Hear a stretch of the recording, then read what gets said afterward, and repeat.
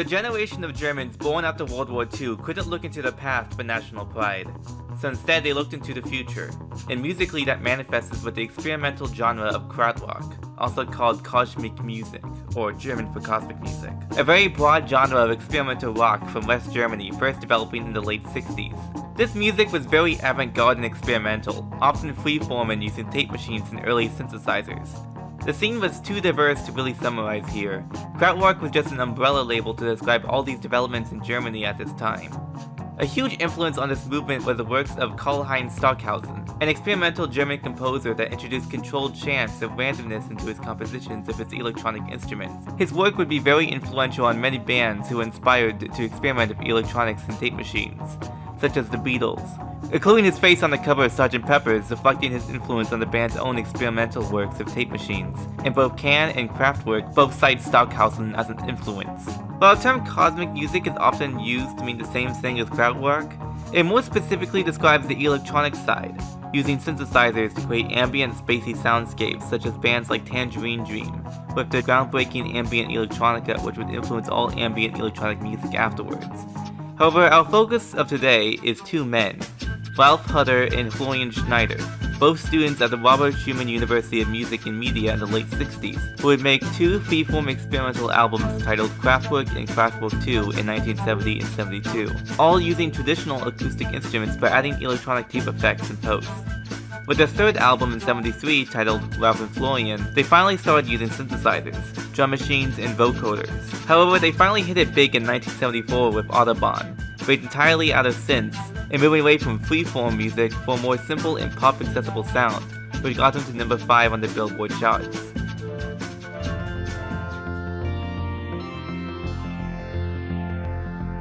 With this, they would change their image and start over with a four-man lineup, now adding Wolfgang Flür and Karl Bartos, an iconic lineup lasting until the late 80s. They made Radioactivity in 1975, a more slow and ambient album exploring themes of both radio and radiation.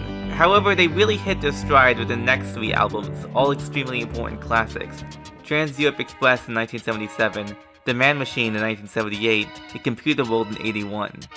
The group used many custom-built instruments, such as the vocoder and electronic drum kit, which they patented in 1975 but was first used in 73. This machine is the first electronic drum kit, and it was specifically made by Kraftwerk. This really put them ahead of the game in the percussion department, as almost no one else was using drum machines, especially in 1973. For comparison, this is what the Roland CR-78, the first programmable commercial drum machine, sounded like that came out 5 years later.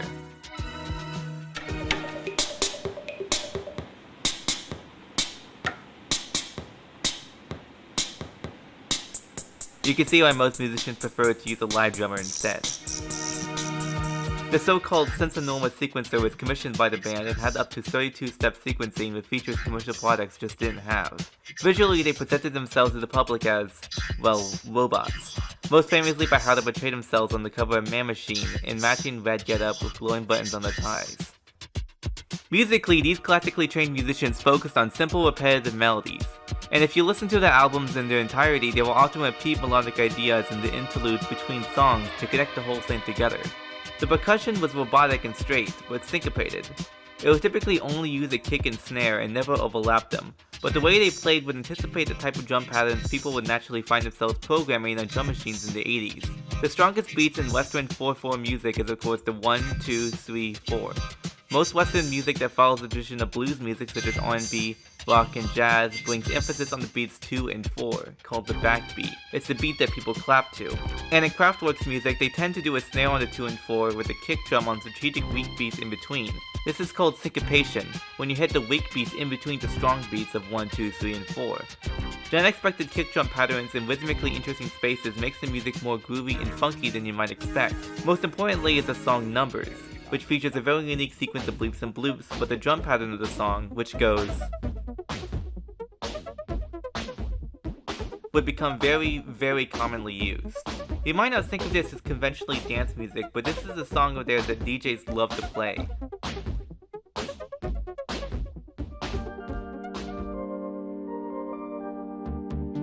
The band that was so different from any of the pop music, they referred to their music as robot pop, and laid the foundation for all synthpop afterwards. melodies were simple but genius in their simplicity, cheery but had an almost bittersweet melancholy to it, a balance between sounding cold and robotic and sounding warm and human.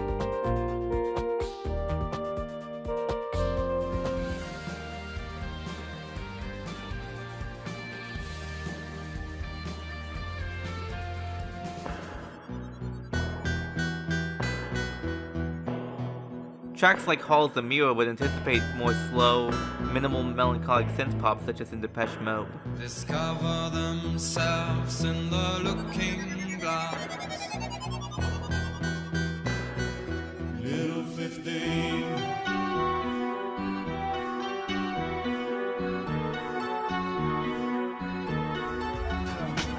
The sound design was so alien and unique that it was such a huge source of sampling in all genres of music, and not just in hip-hop. Bounce if you wanna bounce, ball if you wanna ball, play if you wanna play, floss if you wanna.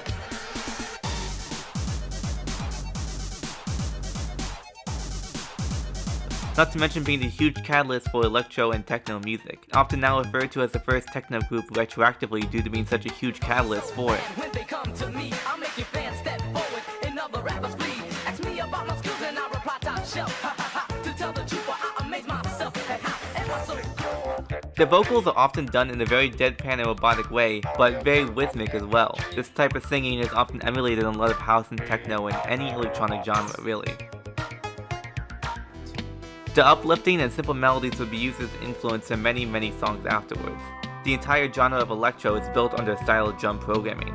I can't even begin to explain how much it shaped the landscape of electronica right now, because almost every artist I will talk about for the rest of the video will quote them as an influence. So I guess I should move on to another pioneer.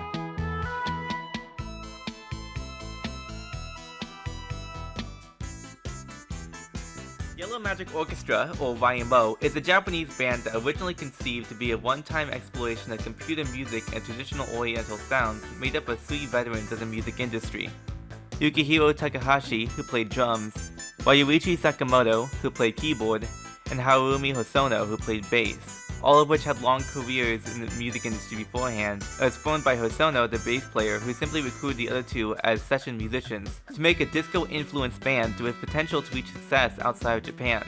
Tired of the Japanese music of the time emulating the sound of Western music, and inspired by the sound of Kraftwerk, which sounded distinctly German, they wanted to make a Kraftwerk-esque group that evoked the sounds of Japan, and you can see the Kraftwerk influence in their fashion as well.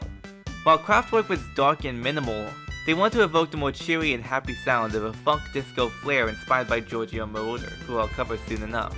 They were also inspired by and sampled the music of arcade games, which could be heard all over the self-titled chiptune Exotica Funk album in 1978.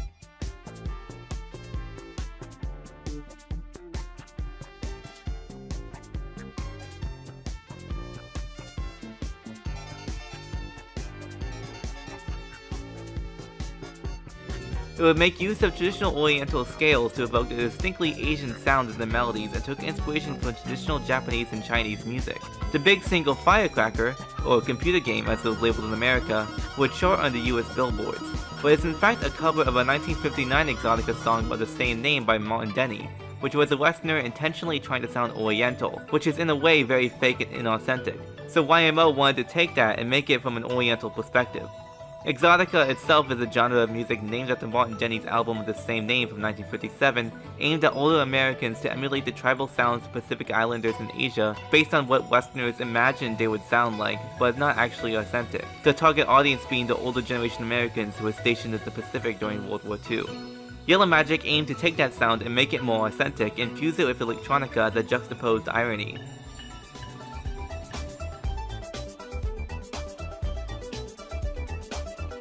After their first album was Solid State Survivor in 1979 with more of the same. One of the big hits from Solid State is their song Behind the Mask. Michael Jackson intended to sing over with new lyrics for his album Thriller, which would become the best-selling album of all time. But despite the approval from the band, legal issues of management prevented it from being on the album. However, a reworked version of MJ's cover can be heard on his posthumous album Michael in 2010.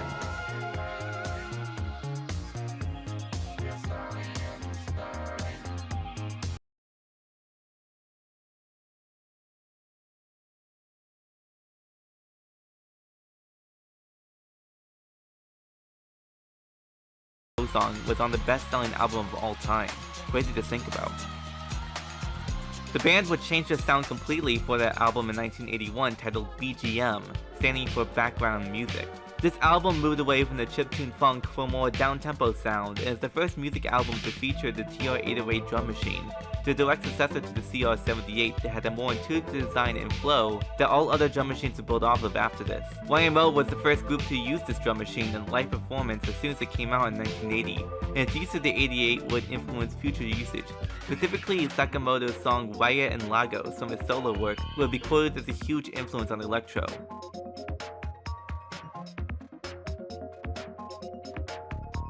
BGM would show glimpses of future genres like ambient house and techno, and would be quoted as influenced by ambient house producers The Orb and 808 State. Its skittish and seemingly glitchy drum programming on the tracks UT and Camouflage sounds like IDM along the lines of Aphex Twin. As well as the album title, Background Music, and the album cover, as well as some of the ideas explored through the album would be a sort of proto-vaporwave in a way. Coming out the same year in 1981 was the album Technodelic, considered to be the first album made up mostly of digital samples, influenced their use in popular music. Digital sampling was possible at the time, but the device was very limited in the sample size and extremely expensive, with devices like the Fairlight CMI going for $40,000 in 1982. YMO used the LMD649, a custom-built sampler developed by Kenji Murata for the band, and was the first PCM digital sampler. This album being the first of its kind would have an influence on the future of sampling. YMO was the most popular band in Japan in the late 70s and early 80s, with 2 of their albums holding the top 2 spots in the charts for 7 weeks, being the only band in Japan to do so. It gratefully influenced Japanese pop music in the 80s, which incorporated more electronic sounds due to them, as well as having a huge influence in video game music of 8 and 16-bit eras.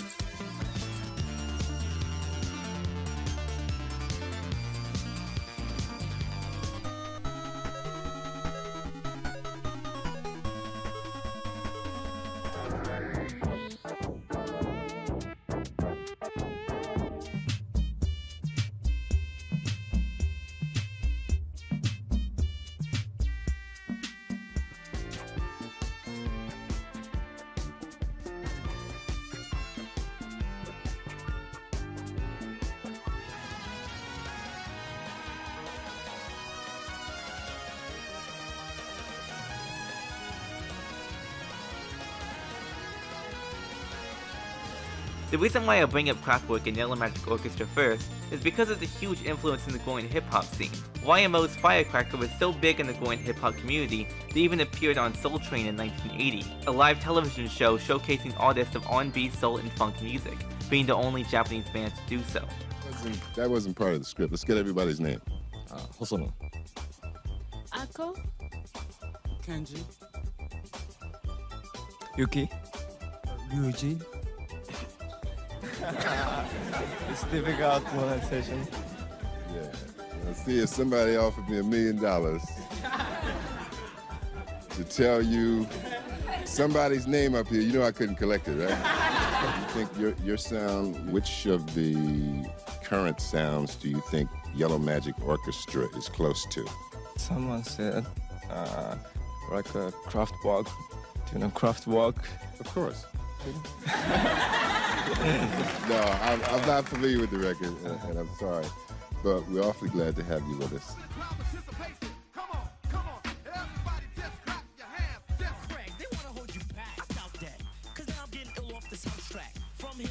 Chicago, first it was just suppress it. This is hip house and not acid. With a hint of techno bass, we just chill, cause we want to set the pace. I program my own computer.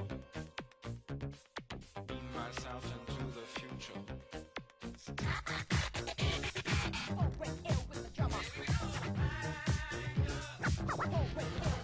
They would pay homage to hip-hop on BGM with the song Rap Phenomena because of this. The first hip-hop songs in the late 70s such as Rapper's Delight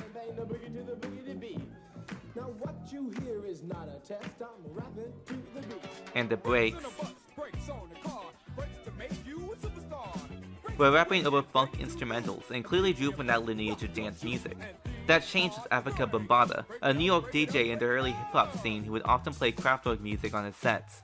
Setting out to make the first hip-hop track of the electronic sounds of Kraftwerk in a time when no hip-hop ever used such electronic sounds, he created the song Planet Walk in 1982, a song that changed everything.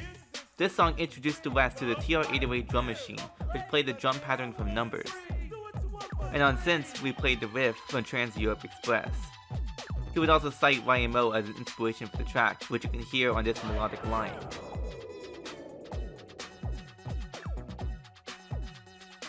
Using the Fairlight CMI, he used a sample that was loaded onto the machine by default called Orc 2, which is an orchestra hit sampled from the classical performance. Stravinsky's Fireboard Suite Act 4 from 1910. A sound that was created by all the instruments playing at once for a single hit to shock the audience in the classical piece.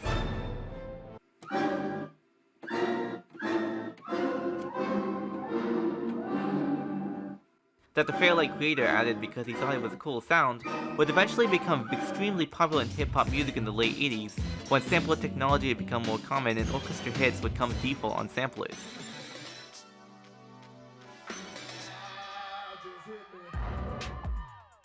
So much influence can be heard on this one track, and this one track would go on to drastically change the history of two entirely different genres, hip-hop and techno. If hip-hop only relied on funk as a basis and never adopted the electronic sounds that Planet Rock introduced, and especially the 808 drum machine, it could have never innovated, died off as a small fad. Hip-hop songs from then on would use the 808 so much that today, the drum machine is completely associated with hip-hop, the two intertwined on the fundamental level.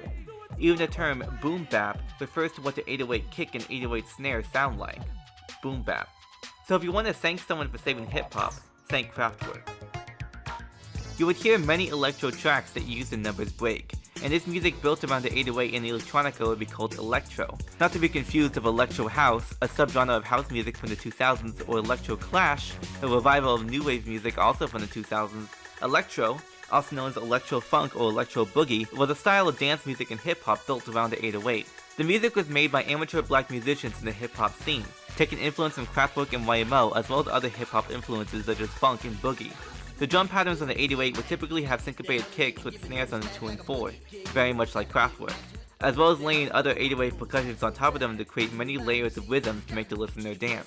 While the hip-hop side of electro would rap over them, the other side of the coin would instead present vocals in a deadpan robotic manner, often with vocoders, emulating the vocal style of Kraftwerk. The synthesizers would emulate some of the more advanced sound designs of Kraftwerk and YMO with cheaper production, with melodies and bass lines also taken from funk music. The music was also typically faster and focused on danceability more so than Kraftwerk and YMO ever were. Subgenres splinting off from electro include Miami bass, which really brought a focus to the 808 kick because unlike wheel kick drums, the 808 kick tapped into even lower sub-bass frequencies that were simply not heard in non-electronic music, especially at the time. And the overpowering bass of Miami bass 808s made the speakers shake and cars vibrate with the power of its kick drum. The 808 kick drum's bass opened up music to a whole new frequency, and everyone wanted a taste of it. Another genre is Latin freestyle, a more pop-accessible version of more conventional singing and lyrics typically about love, but featuring electro drum beats and some Latin music influence from the Latin Americans that perpetuated the music. Electro would really take off in Detroit because of a local radio station segment called the Midnight Funk Association, held by the host called Electrifying Mojo, which ran from 1977 to the mid-80s, where the radio host would play funk, new wave, and electronic music. The music of Kraftwerk and YMO combined with the funk music of groups like James Brown and Parliament Funkadelic become a huge influence on Detroit musicians, where Kraftwerk would become extremely popular in the city. Detroit Electro would develop their own sound, different from the hip-hop of New York, and the artist that we'll focus on is Juan Atkins of Cybertron.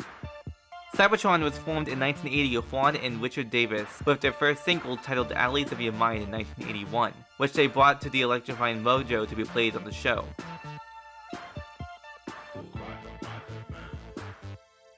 The song is very clearly Juan Atkins trying to do his best Kraftwerk impression of what little he had.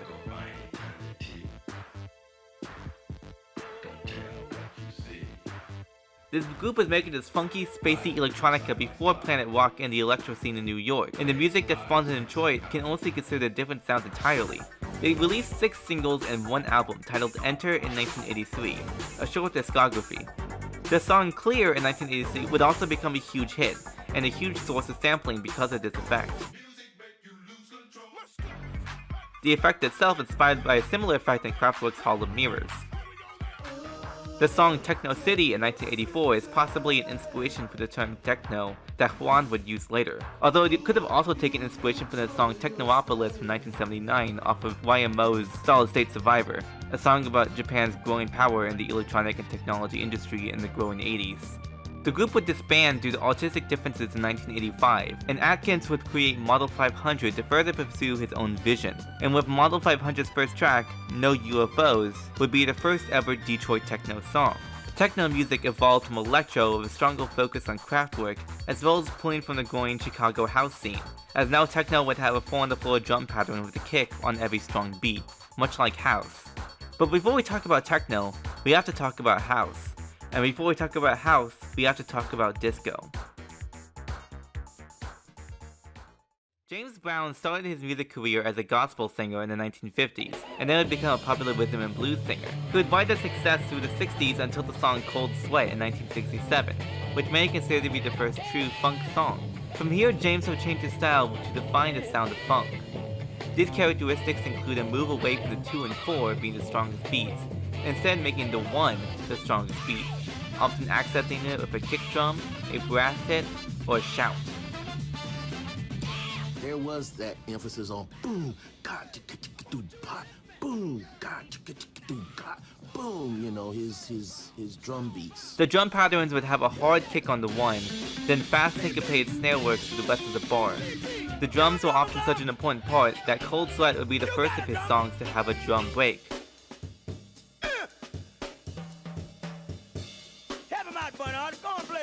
The drum break is a part of the song where all other instruments cut out and let the drums solo for a bar or two.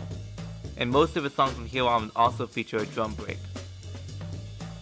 While not always the case, the drum pattern would often follow the structure of a kick on the 1, a strong snare hit on the 2, a snare roll or a snare shuffle on the 3, and a strong snare hit on the 4.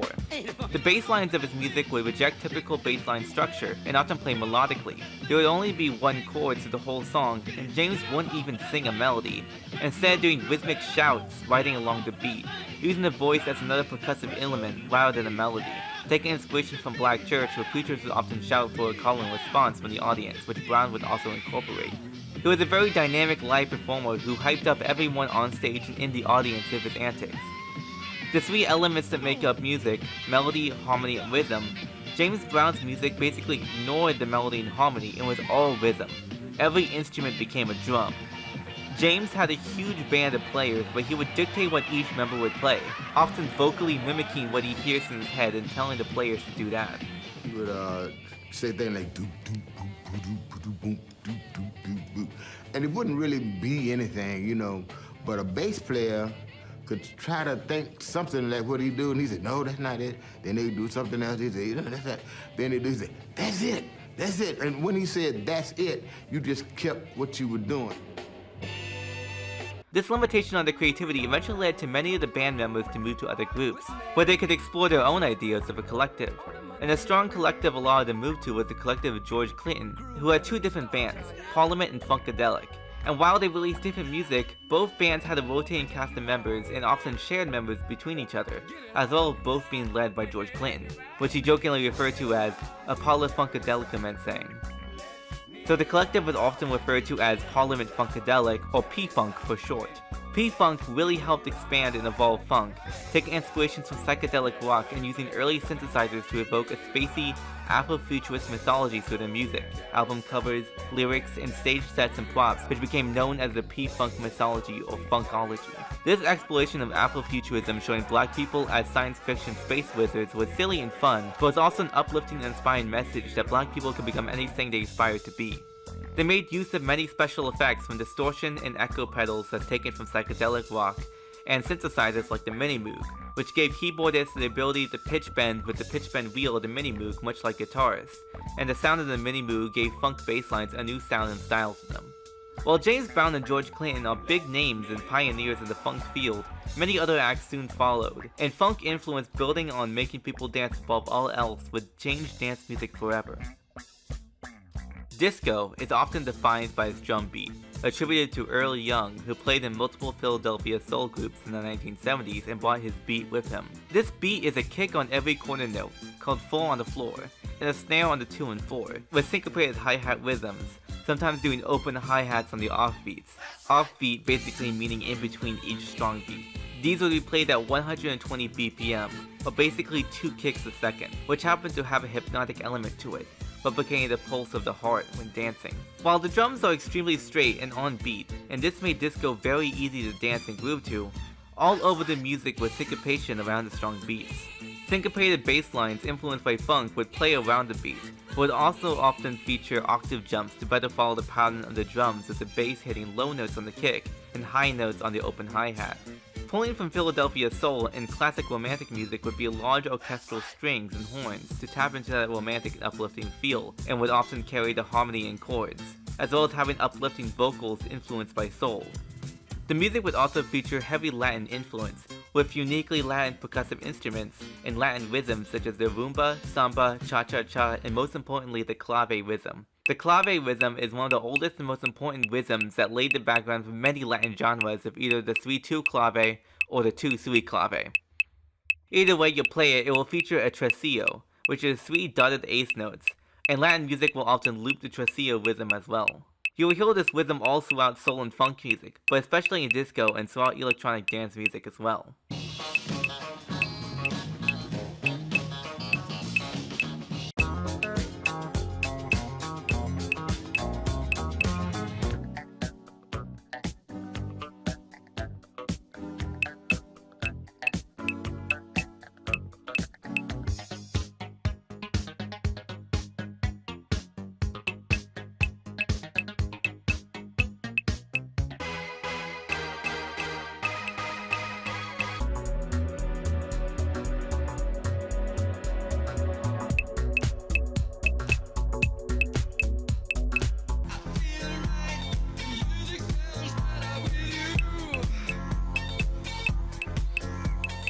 A huge factor of disco is the DJ, who found disco played really well at parties because of how easy they were to dance to with a simple drum beat at 120 BPM. And when every song has the same drum beat at the same tempo, it becomes a lot easier to more seamlessly transition from song to song on the DJ set, allowing them to have a non-stop hour-long mix of simple, easy-to-dance to music. And if you have everyone dancing to a disco groove, why would you change to a different drum beat and throw off that groove? While the music had minor success on the radio, it was really the dance clubs where disco grew. And the reason why disco clubs grew is because of the Stonewall riots in 1969, where the police raided the gay bar and a riot started, leading to weeks of protests by the LGBT community. And to mark the anniversary a year later was the first gay pride parade in 1970. Through their efforts, police finally became more lax on the law that same-sex partners couldn't dance together, and gay dance clubs exploded and became where everyone wanted to be. More gay people who had previously avoided gay clubs out of fear of police could finally meet each other without fear. Women could go there without fear of getting hit on, and other marginalized groups such as Black, Latino, and other immigrant communities do join these clubs as a place to escape from the discrimination they could face in more popular clubs, and everyone could finally let loose and have some fun. And the music that they played was disco. The clubs had become more elaborate, with light shows, disco balls, crazy fashion and dance competitions. Turns out the gays really knew how to party. This was still an underground craze for most of the 70s, and won't blow up into the mainstream until Saturday Night Fever, a movie from 1977 dedicated to this unique subculture in the music of disco. After this movie, disco would become the mainstream. Disco Fever led to what many considered a lot of watered down music that wasn't authentic, with the only similarity being Earl Young's drum beat. And while that was important to the music, they would lose a lot of the other elements that made the music great, with many records just slapping disco on the cover as it would get way more sales. Bands that previously didn't make disco started to make it to cash in, including many funk acts and even rock and roll acts like Kiss had a disco album. There'll be disco cover albums of everything, even movie soundtracks like the Star Wars and Other Galactic Funk album, which made disco versions of songs from the movie soundtrack in 1977. There was Hooked on the Classics, an album that took existing classical songs and changed nothing about it except adding a drummer who played the disco beat. There was so much discount disco that you couldn't spell discount without disco. That's how bad it was. The disco fever would last from 1977 to 1979, but on July 12, 1979 was Disco Demolition Night. They got a chant here. I don't want to turn it down. While the frustration from rock fans who were tired of hearing watered-down music over the exact same drum beat non-stop is understandable, it's clear that this event was expressing racism and homophobia toward what disco was attributed to, marginalized ethnic and gay communities. First thing I have against it is that I can never find a white three-piece suit that fits me off the rack. So I hate the taste of pina coladas. I'm allergic to gold jewelry, so there's nothing there for me. This event brought way more people than expected and led to a riot, and the aftermath of the event led to a growing nationwide hatred of disco. Record labels soon labeled disco acts not as disco records, but dance records instead, as disco became a dirty word. NBC journalist Mark Anderson writes, "The chance to yell 'disco sucks' meant more than simply a musical style choice. It was a chance to push back on a whole set of social dynamics that lay just beneath the surface of a minor battle between a DJ and a radio station. More importantly, it was a chance for a whole lot of people to say that they didn't like the way that the world was changing around them, or who they saw as the potential victors in the cultural and demographic war." While disco would slowly die in America and not be heard throughout the early 80s, it would live on in Europe with Eurodisco. And to understand that, we had to talk about Giorgio Moroder.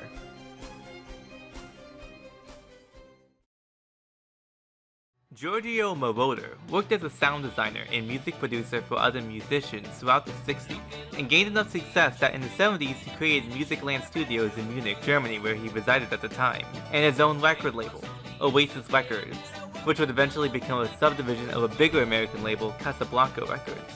He would help produce records for many musicians throughout his career, with his early records he released under his own name being bubblegum pop and psychedelic rock in the early 70s.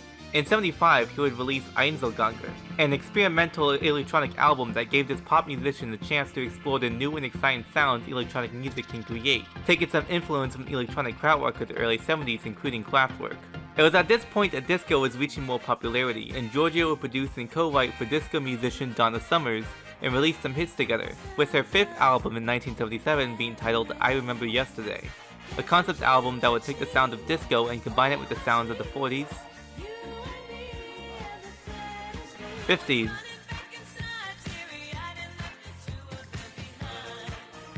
and 60s. It only made sense that the last song of the album would explore what the music of the future would sound like, and so Giorgio used the Moog synthesizer to generate the iconic arpeggiated bass line. The bass was given a delay effect which effectively doubled the speed of it, and gave it a rolling or galloping feel that the dance floor loved. With a futuristic pad added as well, everything about the song was electronic except for a single 4-on-the-floor kick drum and the vocals, which made up one of the most important single songs in its entire history. The song exposed a mainstream pop audience to a sound that was unheard of in 1977. Brian Eno and David Bowie working together in Berlin on the Berlin Trilogy when they heard it on the radio, and Eno told Bowie to stop what he was doing and listen. This is it, look no further. This single is going to change the sound of club music for the next 15 years. And he was right, only vastly underestimating the timescale. While Donna's music continued in the more traditional disco style, Moroder explored a fully electronic disco in his own albums, From Here to Eternity in 1977 and E=MC² in 79, both of which would reach great success.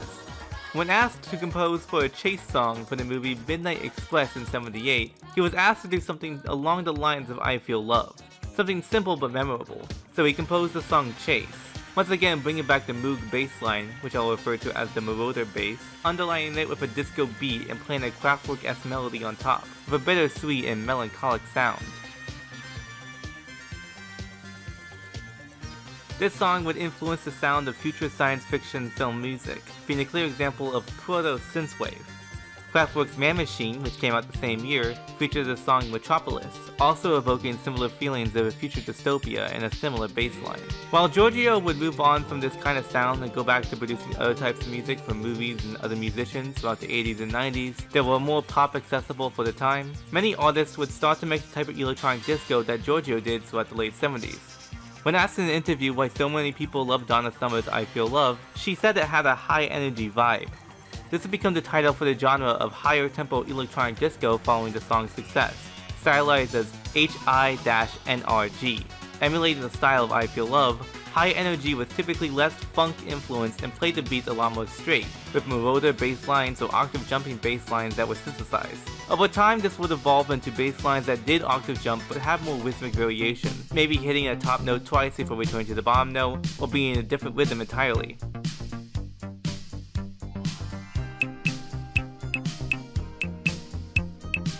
You can definitely hear this in the song You Spin Me Right Round.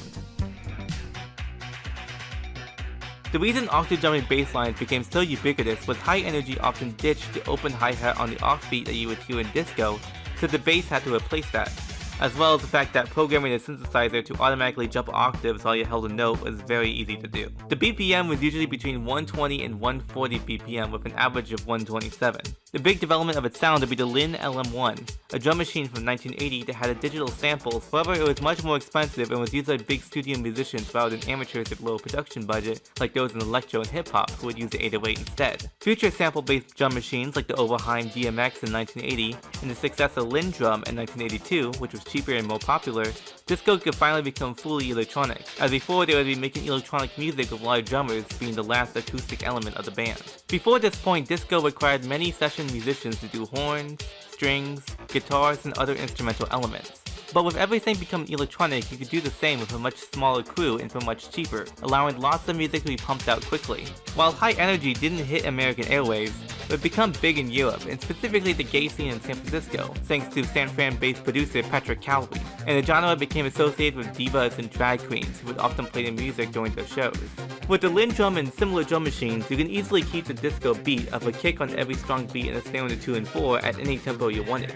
But you could also start to see a large use of claps and cowbell on the percussion. Lots of cowbell.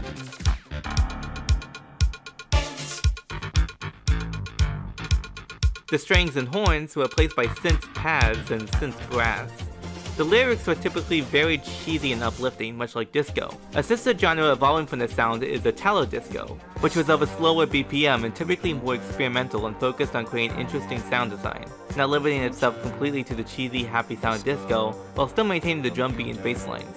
It would lean more into the Kraftwerk side of things, with vocoders and talk about technology and machines in the lyrics.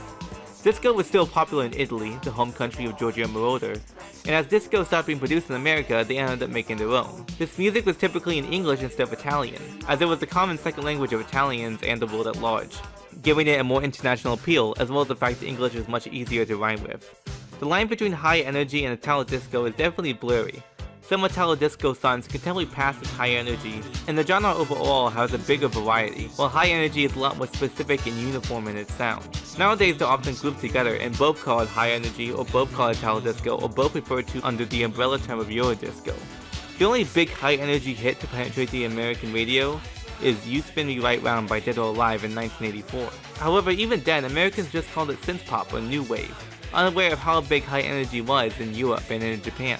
In Japan specifically, all Eurodisco imports, both Italo and Hi-NRG, were both given the label of Eurobeat, and burst the power dance and the surrounding subculture, where people would do synchronized dances to Eurobeat music, typically having a unique and specific dance routine for each song.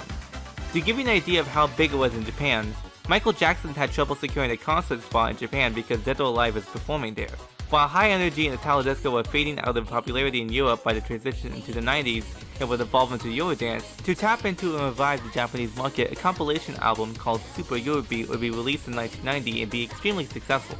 The first dozen or so volumes of this popular compilation series would feature more traditional Hi-NRG sounds.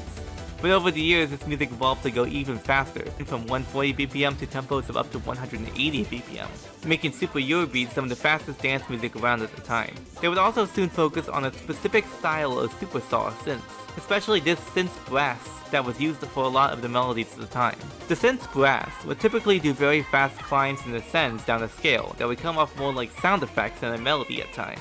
All the songs on the compilation series were soon composed solely for this series and not released anywhere else by a small group of artists, featuring Italian artists singing in English for a solely Japanese audience. The music would receive another huge boom in popularity in 1998 because of two new sources of media using it heavily. The anime series Initial D, which heavily featured the music and is where most Westerners are exposed to it, and nowadays is completely referred to as racing music or car music because of its association in the West. The other source is rhythm games. Dance Dance Revolution came out in 1998, and while it featured other popular music in Japan, it would use Super Eurobeat and its later more difficult levels due to its speed, and become a staple genre of music to be featured in all Japanese rhythm games to come, including a game called Power Power Paradise, dedicated to the Para Para culture. What you're seeing on screen is called Para Para dancing, and it's actually a popular form of dance in Japan. In 2000, game maker Konami cashed in on the craze and released an arcade game named Para Para Paradise, which used motion sensors to judge players' dance moves. Arcades started importing them into America, much to the delight of skinny, pasty-faced geeks nationwide. Because of anime, rhythm games, and the Para Para dance culture, Super Eurobeat would last a long time as an underground genre, with the Super Eurobeat compilation series lasting 250 volumes from 1990 to 2018, making it the longest running compilation series of all time. Other Japanese companies would make Eurobeat as well, such as, amusingly, a series of Eurobeat Disney releases in 2000 and 2001, and you would have Disney performers doing Power Power dances to the Mickey Mouse Club March Eurobeat version in Japan at the time. The dances specifically would influence the song-specific choreographed dances seen in a lot of Asian pop idol groups from the 90s onwards. Not to mention both Eurobeat and Eurodance heavily influencing the sound of J-pop idol music and later on K-pop.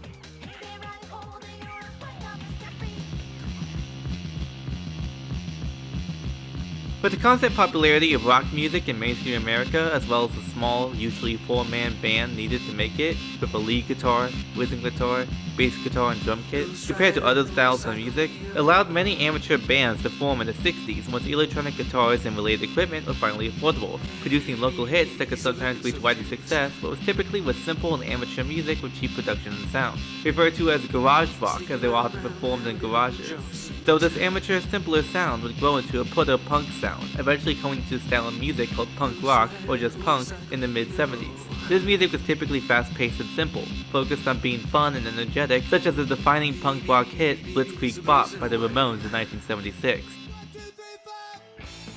To quote Ramones drummer Tommy Ramone, in its initial form, a lot of 1960s stuff was innovative and exciting.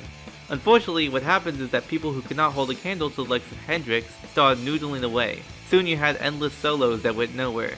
By 1973, I knew that what we needed was some pure, stripped down, no bullshit rock and roll. With the philosophy of rebellion came the philosophy of DIY, do it yourself, encouraging independent artists and independent labels to form. A lot of these musicians would embrace the sloppiness and unconventional song structure, as well as creating interesting soundscapes to distortion. Punk rock would help evolve numerous subgenres of rock, such as alternative rock, grunge, post-rock, indie rock, but the main one we'll be focusing on is post-punk, which came about in the late 70s to move away from the raw, fast, and aggressive punk for more experimental and avant-garde sounds, typically focusing on heavy distortion to create more ambient music.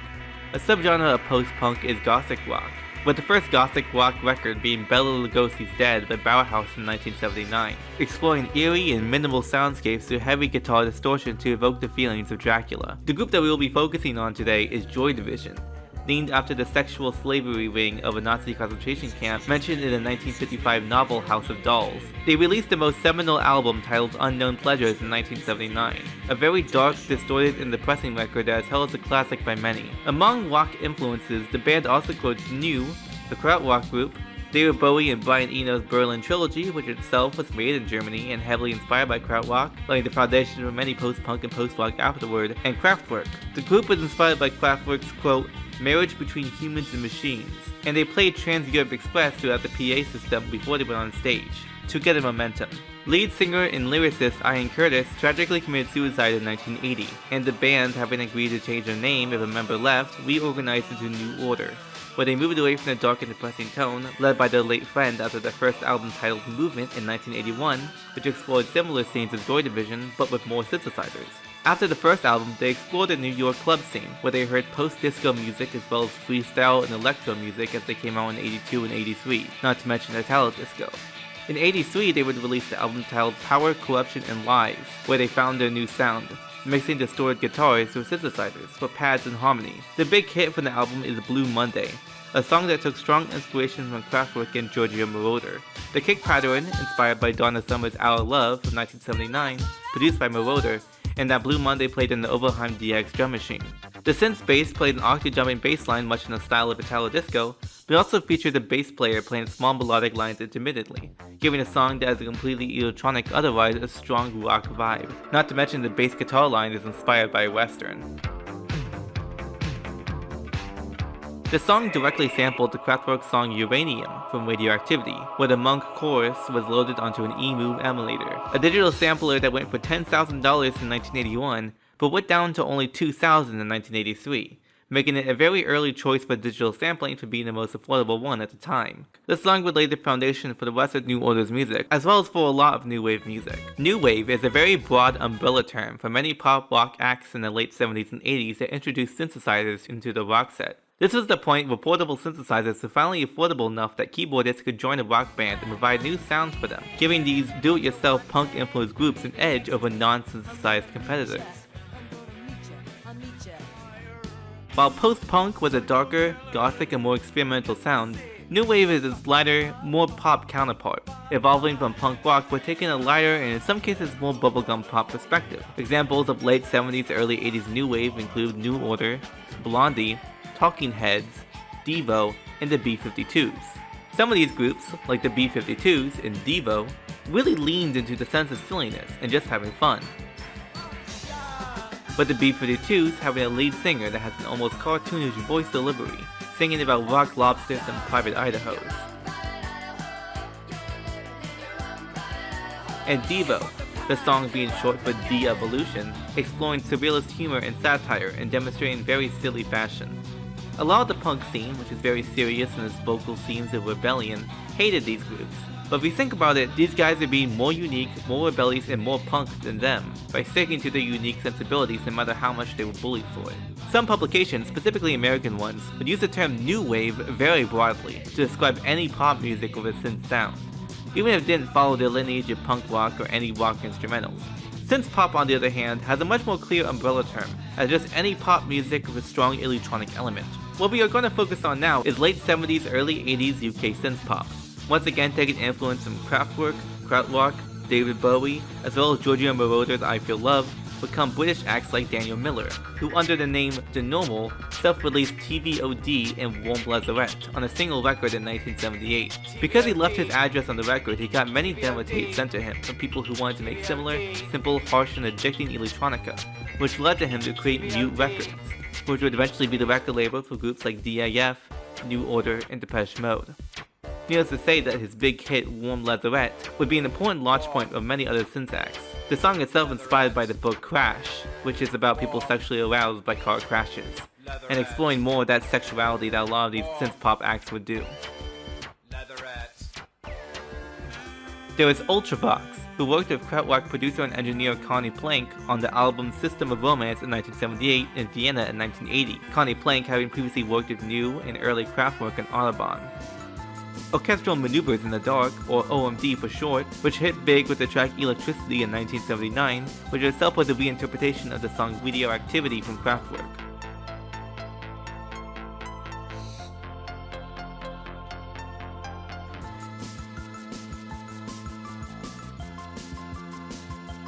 Gary Newman with his tracks Our Friends Electric and Cars in 1979, which become the biggest synthpop hits so far, while the others were a bit more underground. The Human League, whose early works in the 1970s were more abrasive like the other groups I mentioned here, would eventually reinvent themselves in the 1980s. The two schoolgirls as singers, and finally hit it big with the track Don't You Want Me in 1981. Soft Cell, whose hit Tainted Love is actually a cover of a 1964 soul song of the same name, which became an underground hit over the years as a deep cut for DJs in the 70s, but never saw big success when it came out in the 60s. Just because their most famous song is a cover, doesn't mean that their original songs stray far from the 70s UK synthpop sound, though.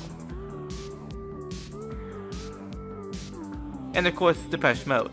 His first album in 1981 was very bubblegum pop, and they were even considered a teen pop band, but through the 80s would go for a darker and more industrial feel,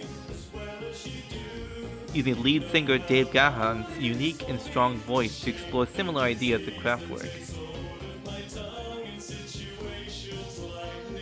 Later on, they would develop more traditional new wave sound by the late 80s, bringing a bigger focus on guitars mixed with synthesizers. The album Violator in 1990 featured the songs Personal Jesus, evoking the idea of Americana and Westerns, and Enjoy the Silence, focusing on the more New Order sounds, with its use of synthesizers and guitars together.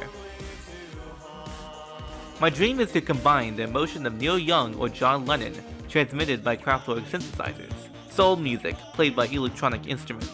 A lot of these groups were also part of New Romanticism, a cultural movement in the UK between 1979 and 1984. Inspired by glam rock acts such as David Bowie and Roxy Music, people wore clothing inspired by past fashion trends, putting on androgynous makeup, and explored the subject of sexual taboo a lot. These influences, combined with the experimental sound of synthesizers, gave a lot of early UK synthpop that distinct style in their singing, lyricism, and fashion. While I won't spend a lot of time naming every single big synthpop hit throughout the 80s, as most of you probably hear them endlessly anyway, a lot of the music was built off of the foundation that the British laid down.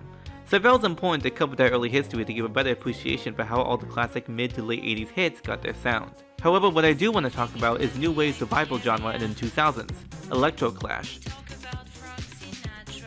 While pop music in the 90s was dominated by hip-hop, R&B, and alternative rock, moving the synthpop sound altogether from the airwaves, many acts in New York and in Europe wanted to bring back the new wave and synthpop ideals of do-it-yourself amateurism, as well as some of the new romantic fashion, but with more modern production techniques and inspiration from 90s electronic music like techno. Acts like Misskit and the Hacker, Ladytron, Scissor Sisters, Fisher Spooner, Le Tigre, Vitalik, Chicks on Speed, and Crystal Castles, who later on would help develop the sound of Witch House, which has nothing to do with house music, but is instead inspired more by chopped and screwed hip-hop, shoegaze, 80s synthpop melodies, re-spaces, reverse vocals, and other occult themes. These Electro Clash grooves took influences like New Order's Blue Monday,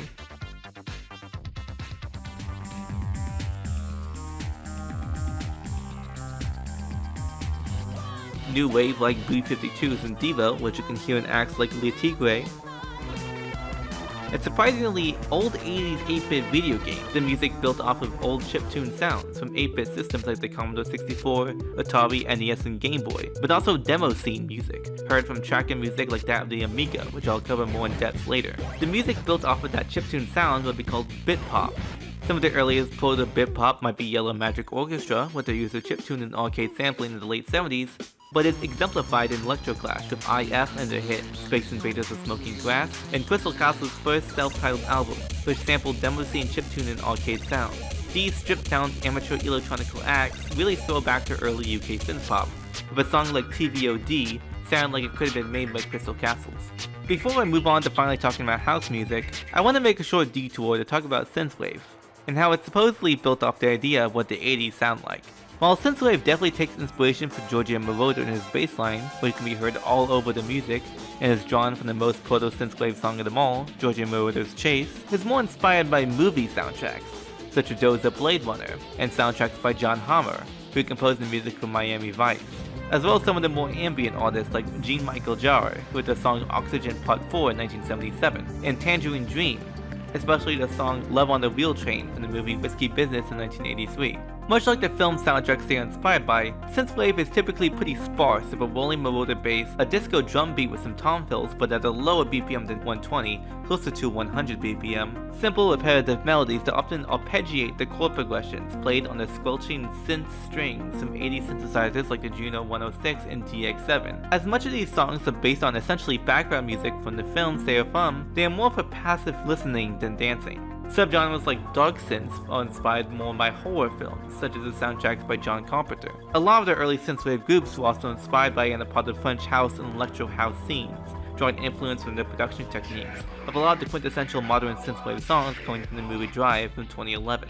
The song Home Resonance specifically plays a short 3-note melodic idea with straight eighth notes and then repeats it with added 16 notes in between to add rhythmic interest. A similar melodic technique can be heard in a lot of Hi-NRG and Italo disco songs in the late 70s and early 80s, such as the song Visitors by Koto, and even Popcorn. But typically the melodies in synthwave are just arpeggiating the chord progressions.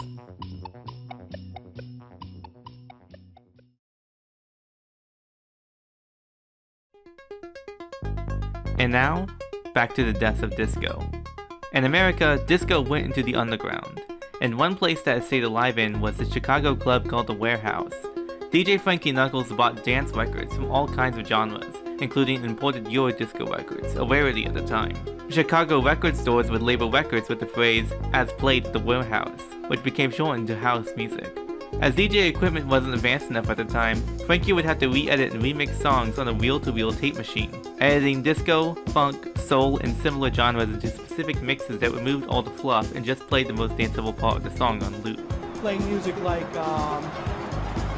some of the Blondie tunes and the B-52s. Rock Lobster. And when they did the part where it said down, down, down, everybody went down on the ground. We'd come out of Kraftwerk and go into, One Nation Under a Groove. So it was like a really weird time for music because you had all these black kids dancing to punk music. Being a gay man himself, he initially drew crowds of mostly gay black men, but soon his innovative DJing and mixes attracted all kinds of people. Gifted to him by Derek May, a key figure in the Detroit techno scene, was the most important drum machine to house and techno music. While hip-hop had the 808, the drum machine that defined the electronic dance scene is the TR-909, the successor to the 808 from 1983 for more realistic drum synthesis and even some samples for its crash, ride, and hi-hats. While the 808 kick was boomy with its heavy sub-bass, the 909 kick was punchy, and Frankie Knuckles would add his own TR-909 percussion to his mixes and even live performances, adding the 4-on-the-floor kick of the 909 that made crowds go wild, as well as other percussion rhythms with snares, claps, and hi-hats. They thought that the 909 clap sounded like it was saying "jack," leading to a bit of a cultural meme, and a dance called jacking, which is basically humping the air with your whole body to the beat. You would hear the term used a lot in early house songs such as "Time to Jack" and "Jack Your Body." The first house record is by fellow Chicago house DJ Jesse Saunders, sampling the bass line from the novelty space disco hit Space Invaders, adding lots of 909 percussion on top of it, making the song On and On in 1984. Jesse Saunders and Larry Sherman co-founded Trax Records later that year, which would become the record label for 80s Chicago house music. Soon many DJs were making their own house tracks, but with money and technology limitations, these songs were almost always made with a drum machine and 1 or 2 synthesizers, often looping a single melody and bass line while pulling in and out percussion elements from an 808 or 909 or other drum machine. Due to sample limitations, they would often record a single line into a synth and then play it over and over rhythmically, restarting the line and using it as if it was another percussive element. Now I'm going to talk into the sampler right here. Work your body. And then we can play it from the keyboard. It stays into the sampler and I can play it on the keyboard up and down the scale. Work your body, work your body. You can have a fast or a slow effect. Like the chipmunks, or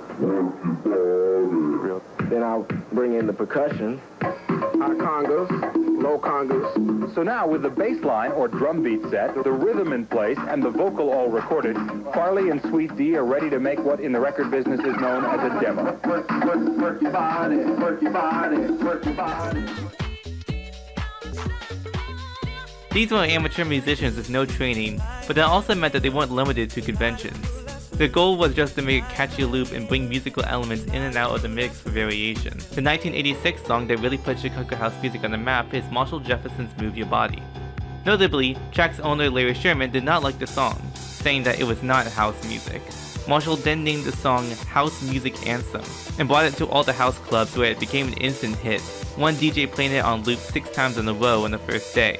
At that point, they had no choice but to release the song on Trax Records. Not being a professional keyboard player, he actually inputted the notes into the Prophet 2000 a lot slower, at around 40 BPM and then sped it up, 40 BPM being about 1/3 of the speed of the final 120 BPM track.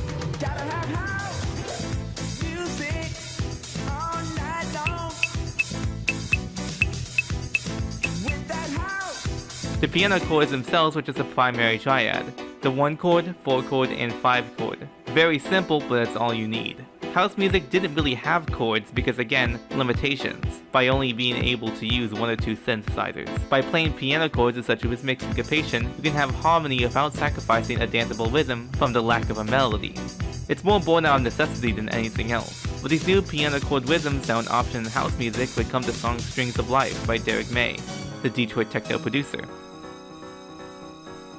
It's based on the piano sequence by his friend Michael James, who played the song he was working on into Derek's synthesizer, which recorded it into memory. Derek found it later and then sped it up and chopped it up into loops, adding 909 percussion and string samples. When it finally hit the UK in 1988, it was the rave anthem. The method of piano playing with the bass note leading into the chords in a very off-the-grid manner would become ubiquitous and constantly emulated in future piano house tracks.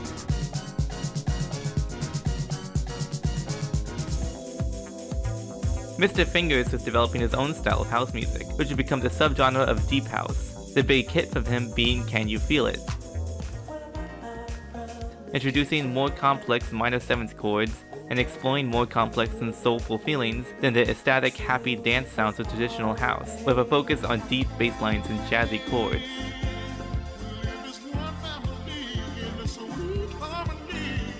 Another subgenre of house would come from the TV303, a poor bass emulation synth that just so happened to have a lot of knobs on the top for manipulation of synthesis parameters such as cutoff frequency, resonance, envelope modulation, and decay. The first acid house song was Acid Tracks by Future in 1987. The very unconventional step sequencing of the machine led to a very unusual bass line, just by virtue of it being difficult to program. With note second slide and accent, amateurs often programming it in chromatic and dissonant patterns, which add to the charm. The fact it can only fill one bar at a time led to acid house becoming very repetitive, but the ever-evolving sound design that came from messing with the synthesizer helped to make it interesting even with its limited pattern size. What else could you call the sound but acid? This here is called a Roland TB303 bass line. Me and Spanky in a group called Future, we picked this up at a secondhand shop for 40 bucks. And this was basically designed to emulate a bass guitar. And it did a real crappy job of it.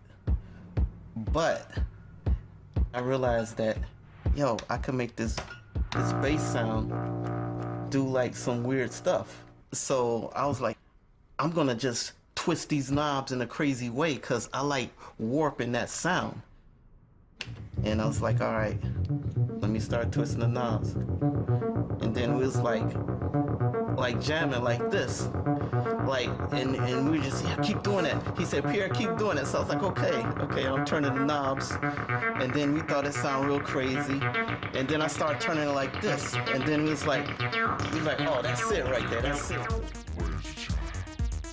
This psychedelic sound opened up the genre to more psychedelic and dark themes than often heard in dance music, such as in the song Where Is Your Child? Tapping into house's soulful inspirations would be songs like Love Can't Turn Around, which would become the first house record to hit the UK singles chart, as well as the song Promised Land, a deep house track with synth strings and uplifting religious vocals calling back to classic soul. These songs would exemplify how much Chicago house has evolved in just 3 years, from 1984 to 1987. It was a hotbed for innovation by amateurs who just loved dance music. While mainstream America wasn't ready for it, as it was still underground in the cities of Chicago, Detroit, and New York, it blew up in the UK as soon as it arrived. Many house songs becoming Billboard charting hits, which would never happen in America. They started playing house music at this Michigan Avenue hotel and health club last summer, and they've been packing them in ever since. It's the first time house has escaped the Southside dance clubs or Northside juice bars for a more upscale audience, though it's still a long way from sweeping the city. But in London, house has made it to the top of the pops faster than anything since the Beatles. All right, listen, we got a new number one. You tell them about it. Steve Silk-Hurley.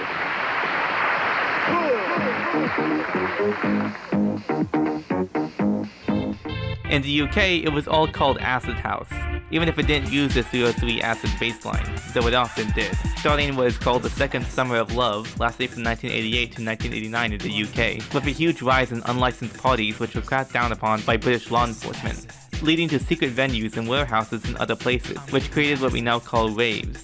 With the underground raves came drugs, ecstasy being the drug of choice at the time, leading to ravers to be called the chemical generation, with how much drugs were associated with these raves by negative press. The symbol of acid house became the smiley face, and needless to say, it created a movement in the country. But we have to step back for a bit, and go back to Detroit and Twan Atkins in the early 80s. While his style of music evolved to take influence from house music and his transition to Detroit techno and the name Model 500, It was still very electro sounding, much like his earlier work. However, he had a small group of friends which become known as the Bell Bell Three, credited for inventing Detroit techno. The three were Juan Atkins, the originator, Derek May, the innovator, and Kevin Saunderson, the elevator. Kraftwerk did an interview about their tour because they're doing a U.S. tour. And they put in the interview, yeah, we're coming to Detroit. You know, we want to get with our friends and do after hours. So I'm thinking, well, who are their friends in Detroit? You know, couldn't be nobody but myself, Derek, and Kevin. While Juan's work was unmistakable and very influential at the point, the person we need to look at to understand what makes techno what it is today is Derek May, who went under the name Rhythm is Wisdom. Derek's sound had a larger focus on utilizing the 909 to its fullest potential, with constantly evolving snares, hi-hats, toms, rides, scratches, rim shots, all with the 4-on-the-floor kick drum, keeping all the percussive complexity grounded. With the constantly changing 909 patterns that evolved with the song would also come soulful synth strings for harmony, Juan never really working of chords or harmony in his music. It can be considered slower than Atkins' work, but it brought a deeper percussive and harmonic element to it, sounding very robotic and mechanical, but trying to find that soul in the machine. If you have trouble understanding the difference between house and techno, think of it like this. House music follows the lineage of disco, Giorgio Moroder, and Euro disco. It's more about soulful and uplifting vocals and chord progressions and the philosophies of disco, while techno more directly follows the lineage of Kraftwerk and Electro. It's more about exploring the scenes of technology and decay through repetition and variation, and trying to find a soul in the very unsoulful elements of electronica, unlike house. They're two sides of the same coin, light and dark, yin and yang.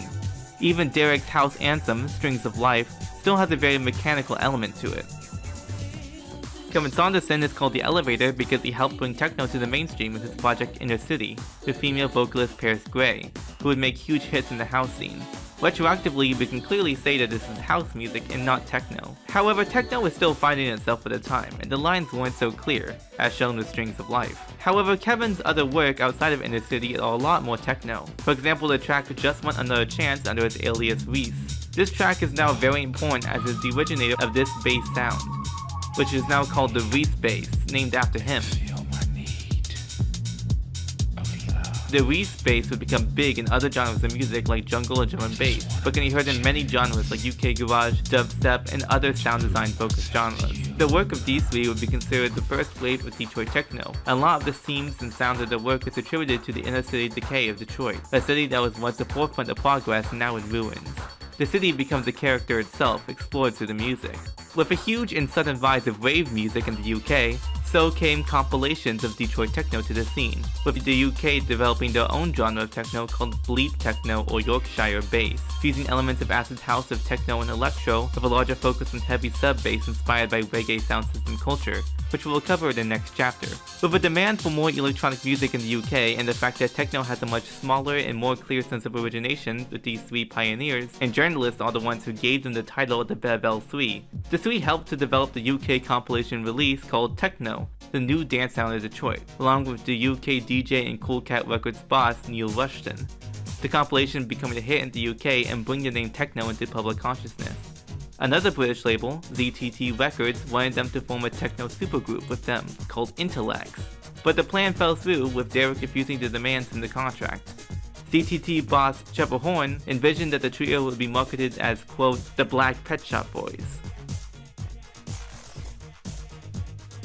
With the three getting all this attention from across the Atlantic, leading to the second wave of Detroit techno in the 90s following their absence. The techno collective called Underground Resistance was formed, made up of members like Carl Craig, Jeff Mills, Robert Hood, and Mike Banks, who was previously a bassist for Parliament Funkadelic. The early releases include some very lo-fi techno, acid, and electro, with Jeff Mills having previous experience working with industrial and EBM sounds, which he brought into techno.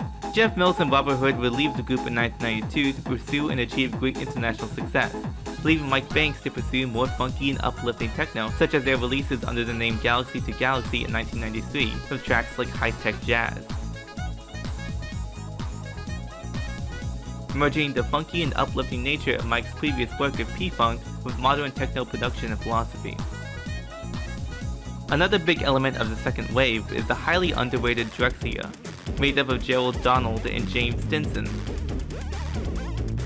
Drexciya shrouded themselves in mystery and mythology, with the name being a title for an advanced underwater civilization they explored through their music. In the mythology, Drexcians are descendants of pregnant slaves, thrown overboard on the way to America centuries ago, and the children born from these slaves could live underwater and formed a race of beings, the Drexians, which became far more advanced than any race on Earth.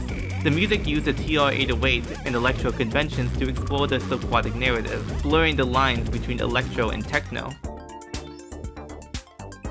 One half of Drexcia, Gerald Donald, would form Doppler Effect and explore more of this electro-techno fusion in the late 90s and can be heard on this compilation album.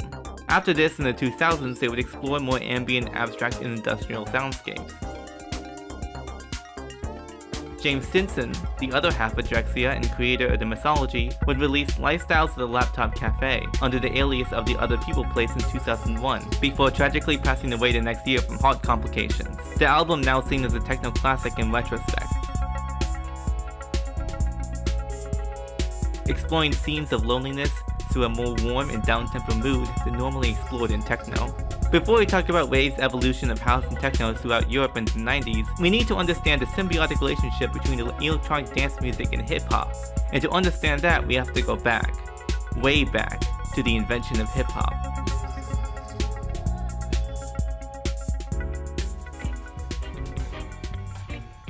Kingston, Jamaica, 1940s. Buying new records was an expensive investment for the average Jamaican that they couldn't afford, and the only way to hear new music was through the sound systems. DJs would load up a truck of huge sound systems and DJ equipment and drive into neighborhoods blasting the music and setting up street parties. They would play American rhythm and blues in the beginning, but as Jamaican music culture progressed, they would play ska, rocksteady, and reggae, as British establishment radios refused to play the people's music, so it was the only way to hear it. In the late 50s, the systems became more custom-built, more loud, more bassy. There would be competitions between sound systems, each one having a DJ, called the selector, who chose the songs, and an MC, the master of ceremonies, who hosted the events and were the ones to speak into the microphone. MCs would soon toast over the songs. A mix of talking and chanting originated from African oral tradition, to hype up the crowds, mixing jokes and commentaries of rhythmic chants not too different from a lot of radio hosts. Records would come with a B-side that was just the instrumental version of the song without vocals, and people would get on the microphone and improvise their own lyrics, called freestyling. There would be sound clashes, battles between different sound systems to see who would win the favor of the crowd, where the challenge was not only for the selector to collect and play the best underground tracks, with some sound systems paying artists to secure exclusive use of their songs, but the MC had to also humiliate the other sound system with the toast over the music with comedy and braggadocious lyrics, the origin of the rap battle. And with these giant powerful sound systems, music engineers would soon emphasize the bass in their mixing, as well as applying effects like echo and reverb to take full advantage of and show off the sound system's capabilities and wow the audience, developing the style known as dub. Dub was basically sound system specific edits of reggae songs without vocals and emphasizing these effects. Dub would heavily influence many genres of music with its effects, eventually evolving into many deep, bassy subgenres of electronic music. DJ Kool Herc, a Jamaican-born immigrant in the Bronx, wanted to bring this sound clash culture from Jamaica to New York. He played the dance music of the time, funk, and noticed that the crowds at his shows gave the biggest reactions during the drum breaks of the songs he played, as well as often being the part of the song that dancers would wait for to start dancing. So in 1973, he had the idea of extending the drum break with 2 records of the same song and switching between them to extend it. And over the years, this idea would become more perfected, with people like Grandmaster Flash and Grand Wizard Theodore would expand on it with techniques like scratching and creating short performances on these records in what would become turntablism. The search for the perfect drum break to do this with would lead to records like The Funky Drummer and Apache, which became very popular choices for their drum breaks being used and manipulated by DJs, and it would become an integral part of hip-hop. Rather than having a dub version of the song to rap over like in Jamaica, the MCs in America would rap over instrumental funk, soul, and R&B music, and the DJ could perform turntablism tricks such as extending drum breaks or extending instrumental sections to hype up crowds and have the MC rap over the looped drum break in looped instrumental sections. This would develop into original records of people rapping over live instrumentation, such as Rapper's Delight and The Breaks. But affordable sampling technology wouldn't be readily available until the mid to late 80s, with samplers like the EMU SP1200 and the Akai MP60 giving hip-hop producers the ability to directly sample these songs in these drum breaks and use them in their hip-hop records. Before this point, the breakbeat only existed in the live sets of DJs.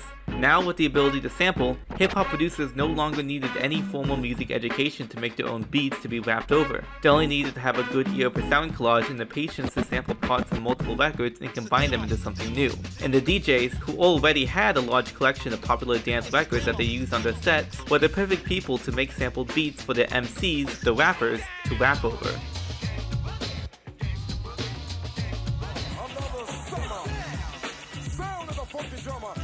The early sample-based hip-hop records would rely heavily on these drum breaks. You can hear the funky drummer and Apache all over them. With these two breaks being so foundational to hip-hop, surely they are the most sampled breakbeats of all time, right? Well, funky danceable drum breaks made sense in the early era of hip-hop that was typically of a faster tempo, less serious, and had lyrics that were about partying or otherwise a rapper bragging about their skills, as it was still following the legacy of Jamaican sound clash battles. But as the music became slower, more serious, and more contemplative, hip-hop of the 90s would move away from them, as it wouldn't be very fitting to use a happy dance drum break like the funky drummer over a more serious rap. So it had moved to other breaks that were groovy and complex, but not made for dancing, such as something like Impeach the President, or the Skull Snaps break.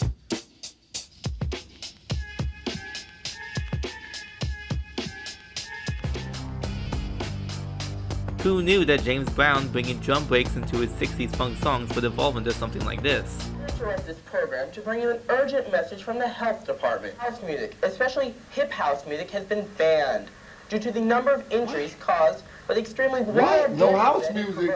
No, we can't have that. I gotta do something. As hip-hop evolved alongside electronic dance music with electro hip-hop using 808 drum machines instead of drum breaks, we would also see a fusion genre of hip house in the late 80s. While not all hip house sampled and some of them were just straight house songs with rapping, the sample sources for hip house differed from traditional hip-hop, which sampled over older black music like funk and R&B, then evolving to use other black genres like soul and jazz. Hip house instead sampled older electronic dance music. Kraftwerk, Yellow Magic Orchestra, electro songs like Planet Rock, and of course classic Chicago house, but typically also sampled funk drum breaks, the most common one in hip house being the sync break, named after the song Think About It by Lynn Collins in 1972. This break is notable because the song actually has 4 drum breaks, each one with different vocals caught within the loop, as well as the 5th break that is just a snare hit and a tambourine if you just want to use the tambourine by itself. The biggest hip house hits being songs like It Takes Two, Pump Up the Volume, and Pump Up the Jam, which interpolated the chords to move your body. A genre evolving from hip house in the early 90s was Baltimore Club, also called B-More Club, B-More House, or just B-More. While this genre also sampled sync breaks in early house music, it was a lot harsher and grittier at 130 BPM, and almost always had a kick pattern that was called the B-More clave, fusing the 4 on the floor pattern with the clave pattern by having 2 quarter note kicks and then a tresillo. This style would eventually evolve into Jersey Club in the early 2000s, which is where it would really take off internationally. Another subgenre of house evolving with the hip house scene is ghetto house, typically faster and more raw, with more explicit and sexual subject matter, which eventually evolved into the genre called footwork or juke, which played tresillo kick patterns at 160 BPM and had crazy footwork dances associated with it. Also developing in the late 80s is the genre of New Jack Swing. Developed by producer Teddy Riley, it was a pop-accessible fusion of many black dance genres like funk, R&B, hip-hop, and house, and it also really loved orchestral hits. It brought back the type of James Brown funk breakbeats, but typically played by a drum machine or were sampled. They had FM synth bass lines derived from funk, brass and horn melodies inspired by classic 1940s big band swing, and singing that was either rap or slower R&B singing, typically about love. And of course the sync break. Hip house inspired music just really loved the sync break.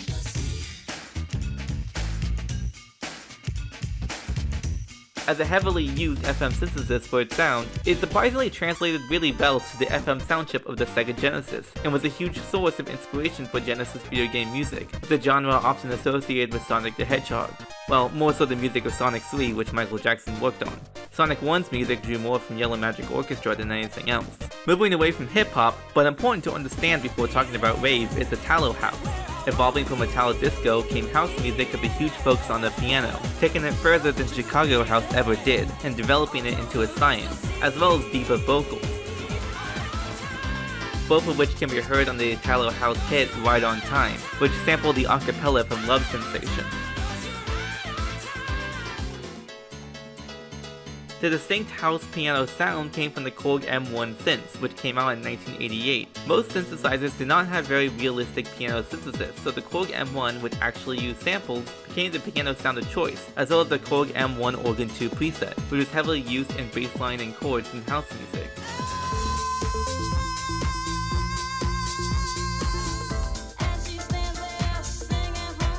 Now we have to go to the United Kingdom, where rave music was developing from late 80s acid house into a faster, more aggressive hardcore dance sound. Going by many names, this early sound was called breakbeat hardcore, UK rave, or just rave. Rather than using drum machines, they would sample funk breakbeats and speed them up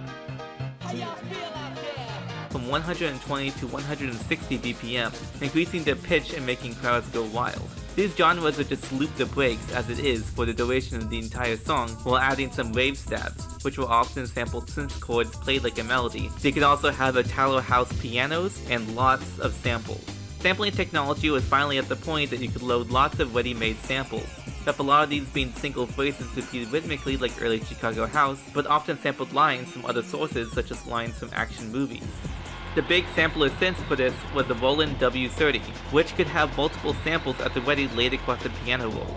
With faster songs, you would have a lot of samples sped up and therefore pitched up. The songs would often sample the pianos too, sometimes from older music, which was then sped up and pitched up,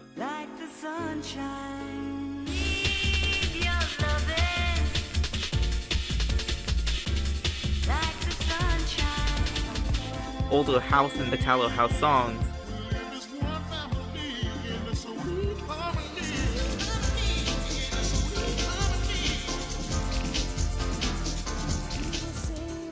or even other rave songs.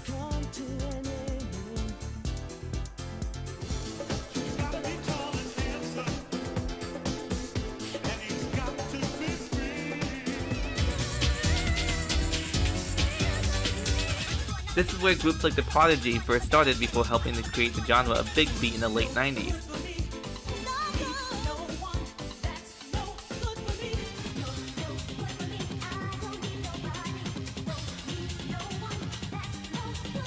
And do my own thing, switch up, change my pitch up, smack my bitch up. Along groups like Chemical Brothers and Fatboy Slim. Big Beat would focus on, of course, breakbeats, but also distorted and acid bass lines with heavy sample manipulation to take small bits from other songs and turn them into something new. It is very accessible, and the genre is heard a lot in late 90s video games and action movies. A big development at the time was home computers with sample-based sound chips, such as the Amiga 500 and Atari ST. But the development of specialized computer music software that took full advantage of the sample capabilities would come trackers, which were built around the use of repitching and rearranging samples loaded onto it. This meant that with a small amount of samples you could build entire songs without eating into storage space. This would allow for many more musicians to arrive at the rave scene, as you no longer needed any specific synthesizers or instruments or products to make music. You could instead program on your home computer. With the advent of rave would also come Eurodance, an evolution of Hi-NRG that merged elements of rave and hip house. Eurodance played the house pattern of a 4-on-the-floor kick drum with an open hi-hat on the offbeat, then either cheesy bubblegum pop singing or rapping, sometimes both. Eurodance is usually completely built around a melodic hook, often having a singer sing the melody, then have a synth repeat the melody, then play both at the same time, and so forth. Often uses Hi-NRG's octave jumping bass lines and is usually at a higher tempo of 140 BPM. It's a lot simpler and more accessible than rave, and because the focus is on catchy melodies and happy lyrics, it's often very catchy.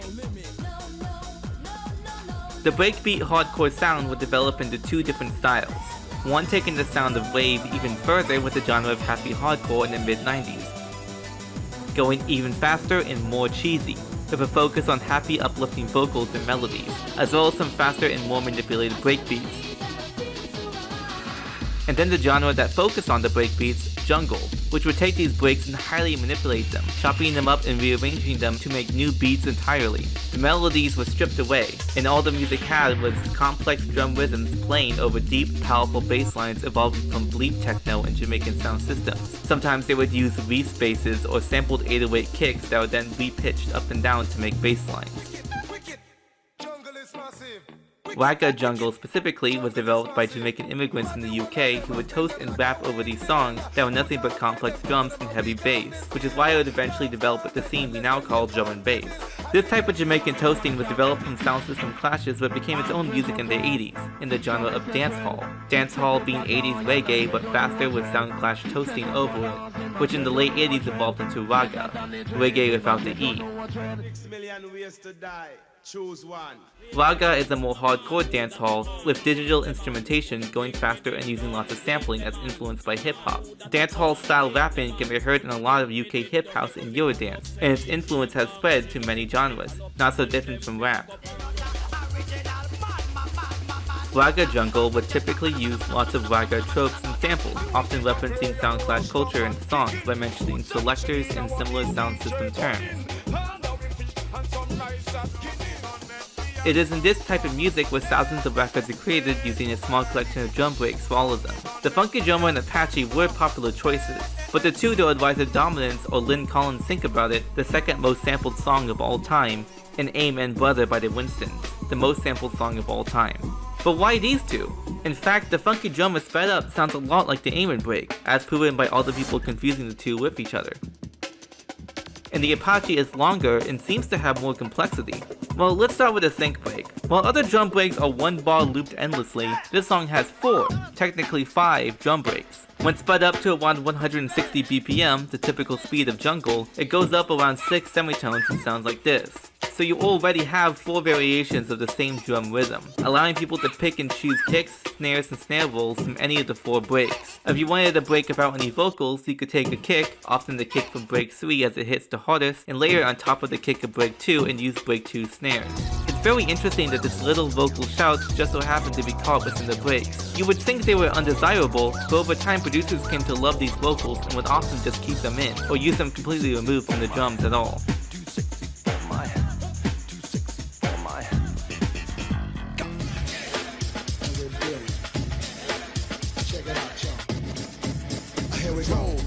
Inject respect, collect a fat check, heaven's in effect, but you ain't heard nothing yet.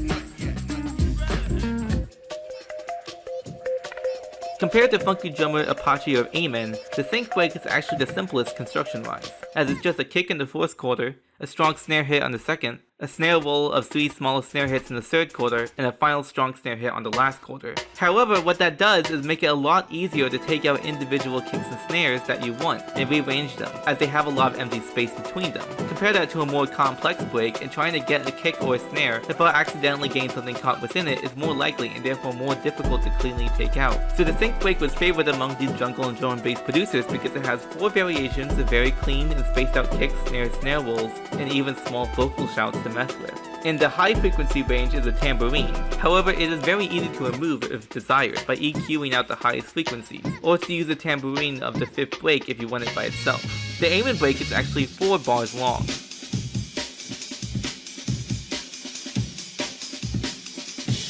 And when sped up to 160 BPM, it goes up 4 semitones and sounds like this.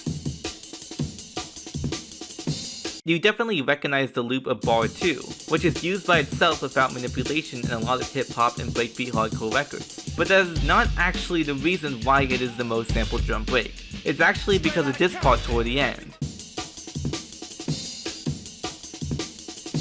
This kick and ride, or D kick and ride symbol that you hear in heavily manipulated Amen breaks. Then you have a small snare roll, a double kick leading into a longer snare roll, and a crash. This here already gives you more than the sync. The sync has clean kick, snares, and snare rolls, while the Amen gives you all of that as well as a clean kick roll, ride, and crash. More of the drum kit for you to use. And of course you can pull from bar 2 if you want more variation. None of the other popular breaks feature a ride cymbal, sometimes featuring a hi-hat or a tambourine, and the ride, relative to other elements like hi-hats and tambourines, is louder and has much stronger energy, giving the Amen a constant level of energy throughout even between the kicks and snares, which can be used to extend sections while still keeping energy.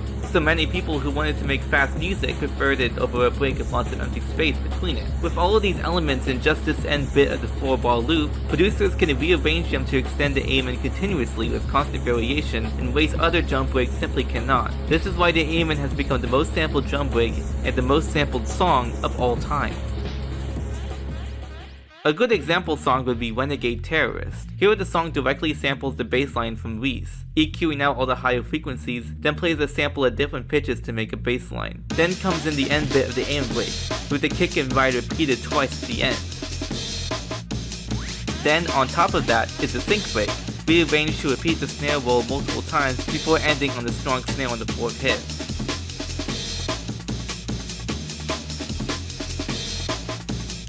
As the music develops, we see people re-pitching parts of the break, such as the Amen snare, and making more variations in the new sample patterns, making pitched up and down snare rolls, for example. These techniques would also see themselves brought over into happy hardcore music as well, which would also create entirely new and glitchy drum patterns out of drum samples. However, it originated with Raga Jungle, the first jungle of them all.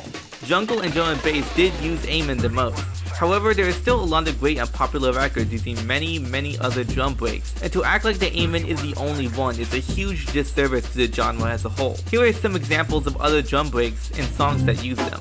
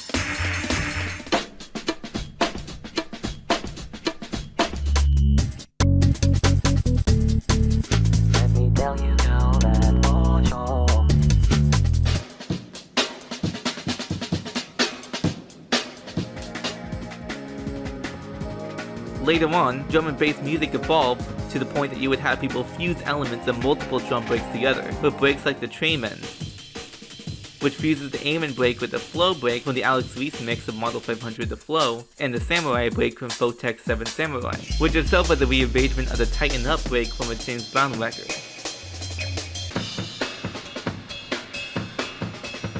As jungle evolved over the years, it would move away from its Raga influences and develop new forms. There was atmospheric jungle or atmospheric drum and bass, which focused on big synth pads for harmony and took jungle to a more relaxing and psychedelic feel. The big name in atmospheric jungle is LTJ Bookham. Also, drum and bass, or D&B for short, would use sampled breakbeats but also a lot of complex drum machine patterns at around the same speed of 160 to 180 BPM. Some people consider jungle and drum and bass to mean the same thing, while others refer to jungle as their earlier music with more Raga influences and strictly breakbeat samples, and drum and bass as a later development of D&B in the 2000s becoming more predominantly programmed drums instead of samples, but still keep the focus on heavy bass lines, big atmospheric pads, and crazy syncopated drum patterns. The way that trackers were made lent themselves to drum and bass, as often all you had to do was load a breakbeat sample and a deep dub bass for the bass line, and of course lush pads loaded into the sampler if you were making atmospheric music. That isn't to say that the Raga influence is gone, as even today there will still be drum and bass songs featuring fast Raga rapping and old Raga samples. Most interestingly is the fusion genre of Bang Raga, a fusion of Bhangra and Raga. Bhangra is the pop music developing from traditional Punjabi folk music by the UK descendants of immigrant Punjabi populations in Pakistan and northern India in the 70s and 80s, fusing their traditional sounds of Western music. The UK scene of ethnic Punjabi people meeting with ethnic Jamaican people would develop music like that of Punjabi MC's Joji.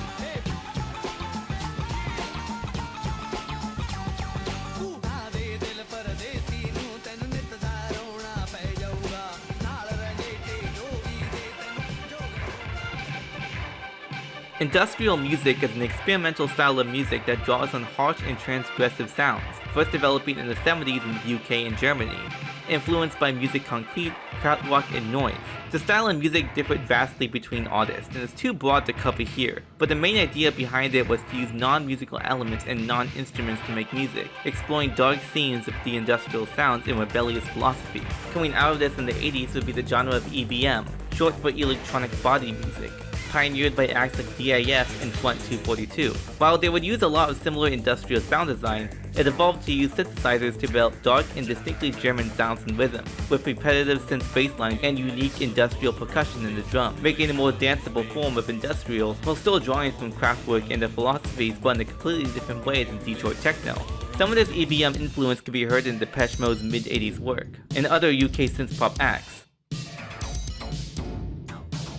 In Germany, this type of music would be referred to by some as techno, though it wasn't a completely accepted and used term. Detroit techno came to Germany in the late 80s, same as it did in the UK. After the Berlin Wall fell in 1989, underground techno rave parties exploded in East Berlin, just as big as they did in the UK rave scene, helping to unite West and East Berlin after so long separated, and Berlin became the techno capital of Europe. There became discourse over which techno was the real techno, the techno in Detroit or the techno in EBM clubs in Germany, with some referring to the German techno as techno with 2 Ks, or they referred to Detroit techno as techno house. Many second wave Detroit techno producers, frustrated with the lack of opportunity and attention in their own home country, moved to Germany, where there was a lot more attention and opportunity for them, specifically Jeff Mills and Blake Baxter, leading to a compilation album titled Tresnor 2, Berlin and Detroit, a Techno Alliance in 1993, a celebration of the two cities and their contributions to techno, leading to some collaborations between American and German artists. With this, we would see techno go full circle and return to the home of Kraftwerk, often considered the true origin of techno. The German techno influence of industrial and EBM changed the development of techno going forward, as seen with Jeff Mills' work, as they would also develop a focus on industrial sound design going forward, as well as the subgenre of industrial techno, which is exactly what it sounds like. Warp Records was a record label created in 1989 and distributed bleep techno, and released a compilation album Artificial Intelligence in 1992, featuring music from acts like Artecker, Aphex Twin, and The Orb. Artificial Intelligence contained experimental and rhythmically complex music that wasn't really suitable for dancing to in the club, suggesting that it was more for home listening. This was referred to as ambient techno or intelligent techno in the beginning, but as it didn't strictly follow the style of techno, it was eventually called intelligent dance music, or IDM for short. While the idea of IDM was more unified at the beginning, over the years more and more artists would sign onto Warp Records and be labeled as IDM, but had completely different sounds, such as Boards of Canada, which made experimental down-tempo music exploring feelings of nostalgia, but was more inspired by 70s commercial jingles and porn music than anything in the rave scene, and Square Pusher, who fused drum and bass with jazz fusion. IDM is now more of an umbrella term for such acts that have signed to Warp Records and do not fit with other electronic music categories, while still having a strong rhythmic and dance element to it. One subcategory of IDM is drill and bass, which uses even more complex, glitchy, and fast drum programming than a drum and bass, often using strange time signatures if any at all, with percussion glitch to the point that it sounds like broken electronics at times. It's called drill and bass because some of the percussive rolls go so fast that it sounds like a drill or jackhammer. Both Aphex Twin and Square Pusher have dabbled in drill and bass music. Developing in the early 90s was waves that kept getting faster and harsher. While breakbeat hardcore is relatively tame, hardcore techno, or just hardcore, came with people running 909 kick drums through guitar distortion pedals and pumping the power of the 4-on-the-floor kick drum to levels unprecedented at speeds of up to 200 BPM, and then layered 909 snares and claps on top of the kicks to make them hit even harder. This culminated in the Netherlands with the music known as gabber, aiming to be the most hardcore of them all, heavily relying on the 909 for the kick and syncopated rhythms on snares, hi-hats, and other percussion lines with synth melodies, often not using a bass line at all, or using the distorted gabber 909 kick drum as the bass line. In 1992, they became an annual music festival and compilation series called Thunderdome, collecting all the hardcore gabber heads together. They developed a gabber subculture in the Netherlands, with people who shaved their heads bald, wore tracksuits, and took ecstasy and speed. They did a dance called Haken, where they threw their legs up in the air in sync with the kicks. They saw doing drugs and dancing to gabber as a spiritual, transcending experience, going even faster with speedcore, a genre developing in the mid-90s in the race to make the fastest and hardest music, going between 300 and 600 BPM. Splittercore has BPMs between 600 and 1000 BPM, with kicks that sound like minigun fire, also called nosebleed techno. And finally, extra tone, music with BPMs above 1000 that has kicks going so fast that they become indistinguishable from each other, making it an extra tone. I'll stop now. Digital hardcore fuses hardcore punk with hardcore techno, often using breakbeats and chiptune sounds, defined by acts like Atari Teenage Riot. They would heavily use the aim break as opposed to a 4-on-the-floor pattern, which they said was because the constant march of the 4-on-the-floor pattern was too much like a Nazi march. Neo-Nazis tried to infiltrate the hardcore music scene and call it their own, and Atari Teenage Riot was a heavily left-leaning group with many anti-fascist songs to push against neo-Nazis. Also in the hardcore scene is breakcore, which takes the manipulated breakbeat samples of jungle and drum and bass and brings them into hardcore, going at much faster BPMs and intentionally overwhelms the listener with the complexity of the breakbeat pattern. And unlike other drum and bass genres, it doesn't loop patterns. Instead, it keeps evolving new drum patterns over the course of the song. Very similar and often confused with drill and bass, but drill and bass uses drum programming while breakcore uses samples. But the sample percussion hits in breakcore will do similar glitchy rolls that sound like drills. Again, the most common one being the aim and break, but other breakbeats are also heard across the genres such as the Think, Apache, Funky Drummer, and others. There's also a lot of variation within the term breakcore. For example, some of the digital hardcore music can be considered breakcore, with possibly the earliest being Alec Empire's The Destroyer from 1996, Alec being the founding member of Atari Teenage Riot and the creator of digital hardcore. Square Pusher can also be considered breakcore, with some of the intense speed and glitchiness heard on some of the tracks, but while some go hard, others are more down-tempo and slower in BPM. Square Pusher's album from 1996 was called Feed Me Weird Things. Coming out the same year as The Destroyer, it is also a contender for the first breakcore album. Christoph's If You're Into It, I'm Out of It from 1997 fuses dark ambient and drone with evolving breakbeats in 1997 and can be seen as another early progenitor. A subgenre of breakcore is ragacore, breakcore that more closely follows the influence of raga jungle, with its samples and raga singing.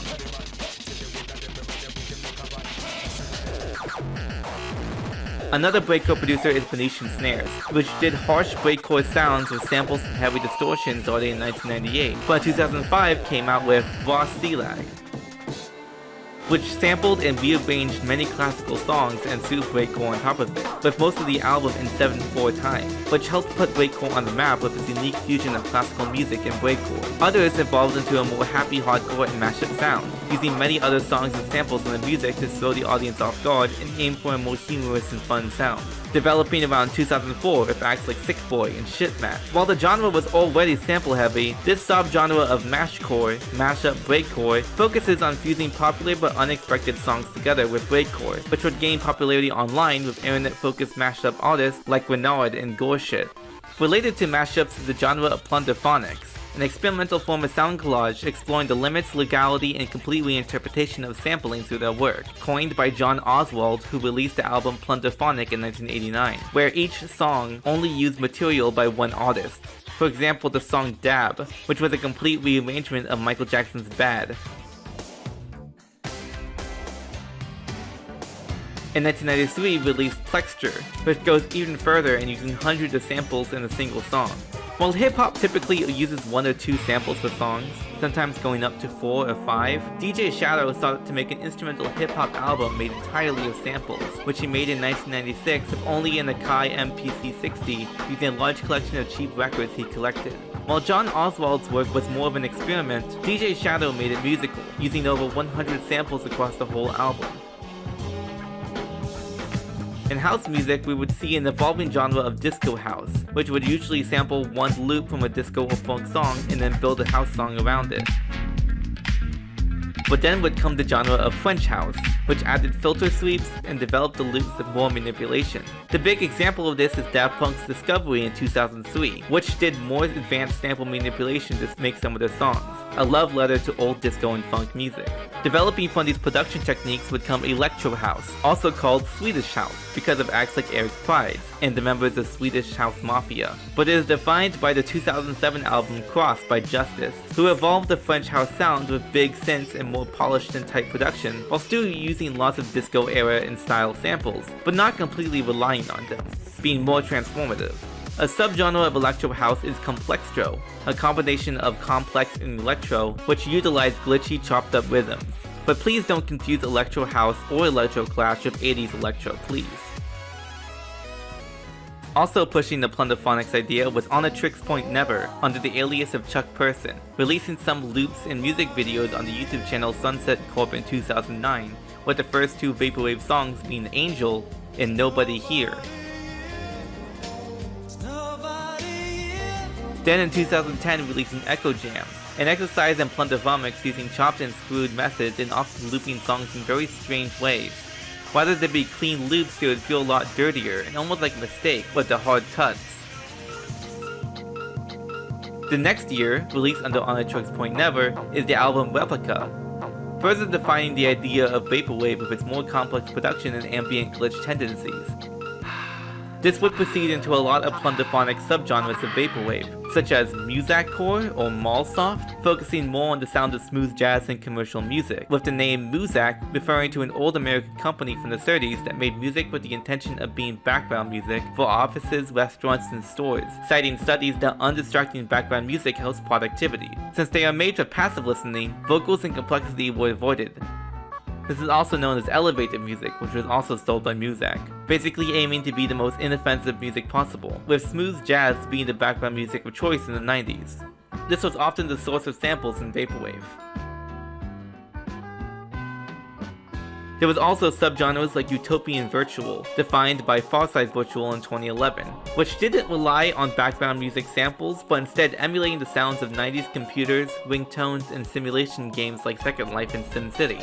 Vapor Trap, like Blink Banshee, which adds trap drums and bass lines to Vaporwave samples, and Future Funk, which was pioneered by acts like St. Pepsi and Macross 8299, which is yet another deviation from Funch House. But while Funch House sampled funk and disco, Future Funk instead sampled 80s anime music, disco bass lines, and city pop, with city pop being the style of 80s Japanese pop music following the extreme popularity of Yellow Magic Orchestra, taking influence from them and their use of synth funk and exotica, but also adding jazz and lounge music elements. Another case of electronic music going full circle. Future Funk is basically a fusion of Funch House and Vaporwave, but still more reliant on samples and less transformative than Funch House, in my opinion anyway. With exceptions like Utopian Virtual and other small subgroups, Vaporwave is heavily sample reliant, and used them as an artistic statement much like Plunderphonics, exploring the line between transformative work and stealing. Also coming along in the 90s was video games that could actually store CD quality music, no longer needing to synthesize the music on the 8-bit and 16-bit sound chips, leading to many video games to feature music inspired by wave and other 90s dance genres, as energetic dance music is often a good choice of fast-paced energetic video games. A common genre was drum and bass, which is heavily associated with 90s racing games, but also games like Unreal Tournament, System Shock 2, Bomberman Hero, Ape Escape, Street Fighter 3, and many more. We would also see heavy house and Eurobeat influence, such as the house piano playing on Sonic or Smash Brothers.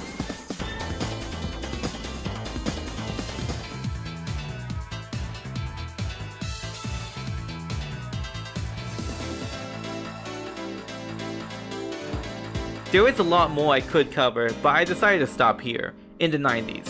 With all that I covered here, you should be able to more easily follow and understand any other genre developed in the 21st century and where its influences might have come from. Above all else, I wanted this video to explore the lineages of influence, to help people see who influenced who, to show how all of these vastly different styles of music draw from each other, which is why I didn't spend a lot of time on outliers of people who didn't pioneer a sound one way or another.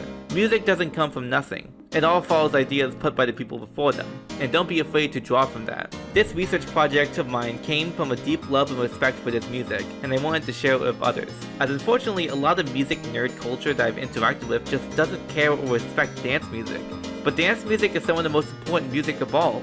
Throughout its history, it's united and uplifted people, brought different cultures and people together, one nation under a groove. It inspired innovation and technology. It helped marginalized groups rebel and make a statement. It has drawn from cultures all over the world who all had an important part in it. From former Axis powers that found a new love and pride in their nationalities through music, like Germany, Japan, and Italy, to marginalized immigrant communities in the US and UK uniting through it.